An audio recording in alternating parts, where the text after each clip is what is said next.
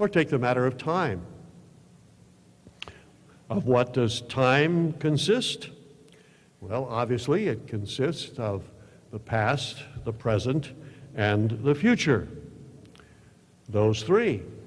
And any time that we have ever known in this universe always consists of those three. Now, usually we have the idea that we come out of the past, that really is first, because that's where we came from. The fact of the matter is, time comes from the future, and we meet it head on. For example, yesterday was called tomorrow, and now it's today. A week ago, it was called next week, and now it's today. A year ago, it was called next year. And so as time approaches us and we move through it, that's what always happens. Anything is first in the future, and then in the present, and then it disappears into the past. That's the way time always works. And that in itself is an amazing story when you examine it carefully. Past, present, and future.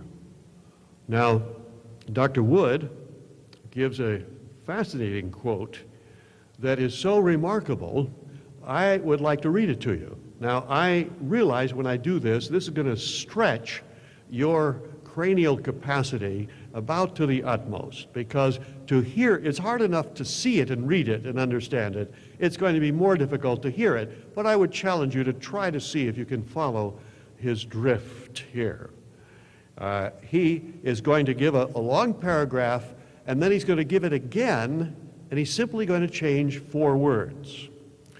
And the 4 words are time, future, present, and past. They are going to be changed into God, Father, Son, and Holy Spirit. And you're going to find something you never knew before, that time, which you live by, which you look at constantly in the way of clocks, which you wind up every day, which you make your lives run by, that this is an incredible illustration of the divine Trinity. Listen carefully. The future is the source.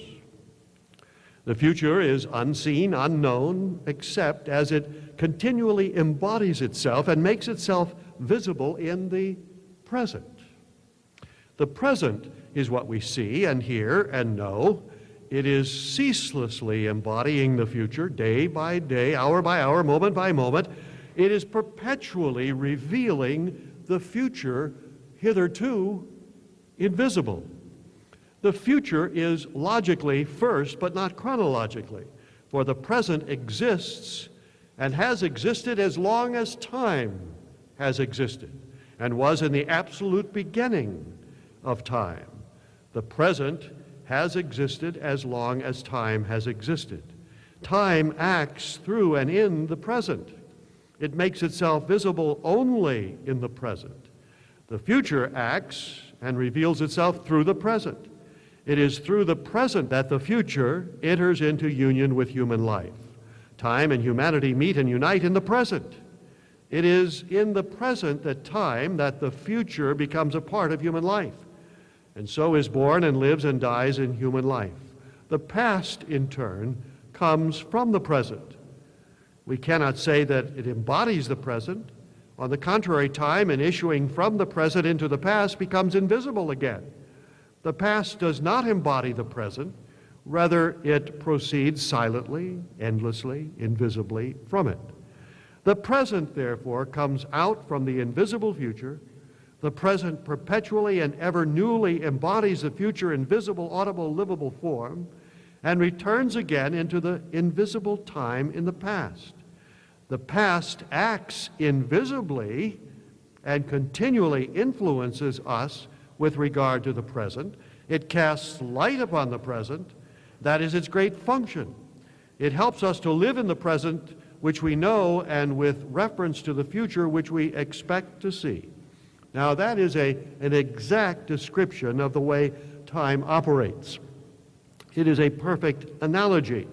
And I'm using analogy not in the common sense of the word, that something is like something or a simile or metaphor, but in the mathematical meaning of the word analogy, which means it is an exact replica as far as every line, every angle, every corner is concerned. Now, let us replace the word. Time is replaced by God, the future by the Father, the present by the Son, and the past by the Holy Spirit. And you will see that perfect analogy, and you will see the divine Trinity that you have been swimming in all your life. The Father is the source. Every word the same, but those four. The Father is unseen except as he continually embodies himself and makes himself visible in the Son. The Son is what you see and hear and know. He is ceaselessly embodying the Father day by day, hour by hour, moment by moment. He is perpetually revealing the Father, hitherto invisible. The Father is logically first, but not chronologically. For the Son exists as long as God exists and was in the absolute beginning of God. The Son has existed as long as God has existed. God acts through and in the Son. He makes himself visible only in the Son. The Father acts and reveals himself through the Son. It is through the Son that the Father, enters into union with human life. God and humanity meet and unite in the Son. It is in the Son that God and the Father become a part of human life, and is born and lives and dies in human life. The Spirit, in turn, comes from the Son. We cannot say that he embodies the Son. On the contrary, God, in issuing from the Son into the Spirit, becomes invisible again. The Spirit does not embody the Son. Rather, he proceeds silently, endlessly, invisibly from him. The Son, therefore, comes out from the invisible Father. The Son perpetually and ever newly embodies the Father in visible and audible and livable form, and returns into the invisible God in the Spirit. The Spirit acts invisibly. He continually influences us with regard to the Son. He casts light upon the Son. That is his great function. He helps us to live in the Son whom we know, and with reference to the Father whom we expect to see. And so we see that space is made up of length and breadth and height, that time is past, present, and future, and that matter also is triune in that it is energy in motion producing phenomena. So not only is the universe triune, but it is made up of three different things which are each in themselves triune. So we see that the fingerprints of God are everywhere about us. This is